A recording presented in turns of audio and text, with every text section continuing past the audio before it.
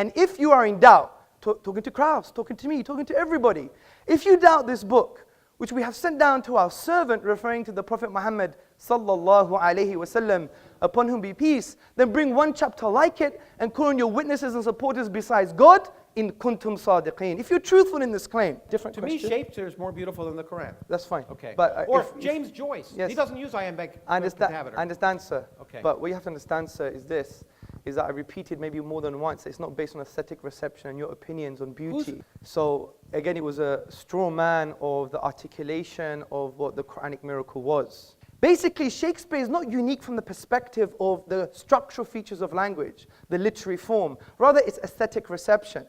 Well, I just want to ask, do you speak ancient Arabic? Yes, I do. Fluently? No, but I do speak it. Okay, but not fluently. كيف حال?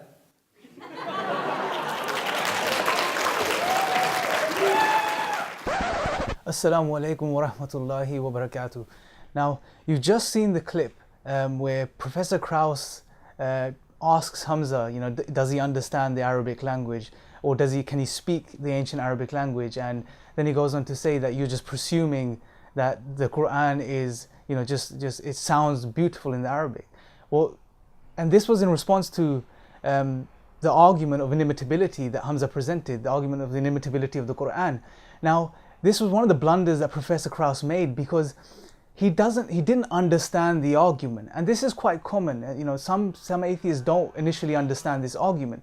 So in this video, what I'm going to try to do is I'm going to illustrate the argument and break it down for you so you can understand it, and it's simple to understand. Now, the argument of inimitability of the Quran is again a deductive argument, which will be sound. The conclusion will be sound if the premises hold true, like I've discussed in the previous video. Now, premise one, let me just highlight the argument first. Premise one is that a miracle is something that lies outside the productive capacity of nature. Premise two, the Quran lies outside the productive capacity of nature. And in conclusion, therefore, the Quran is a miracle, right? And this is a valid deductive argument. Now, what I'm going to do, premise one is pretty self-explanatory, right? A miracle is something that lies outside the productive capacity of nature. If it didn't, then it wouldn't be a miracle. Now, premise two is what I'm going to highlight and just discuss briefly for you. Now, why does the Quran lie outside the productive capacity of nature?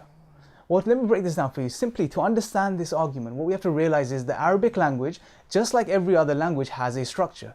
The Arabic language is broken down into prose and poetry.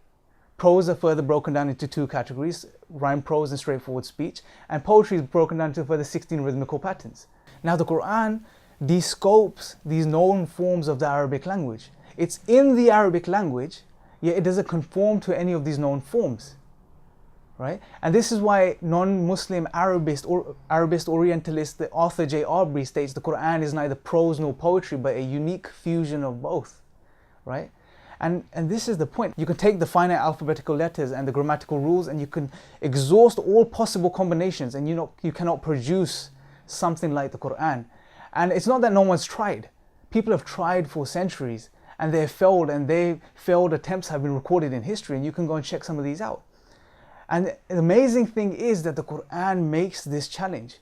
Several times in the Quran, for example, in chapter 2, verse 23, the Quran states, and I'm paraphrasing, the Quran says that if you are in doubt as to what we revealed to the messenger, then produce a chapter like it. The shortest chapter of the Quran is only 3 verses long, but no one till date has been able to produce something like the Quran. This is a miracle, because it's not naturally possible to produce the Quran in the Arabic language, yet the Quran is in the Arabic language. This is why the Quran lies outside the productive capacity of nature. I hope that clarifies the argument, and once again, in conclusion, to clarify, the argument was to do with the structural features of the Quran and not how it sounds, not to do with aesthetic reception. So it's important that we don't confuse this argument and we give it the credit that it deserves. Jazakallah khair for listening. I hope this video clarified things for you. Please share the video. Thank you for watching.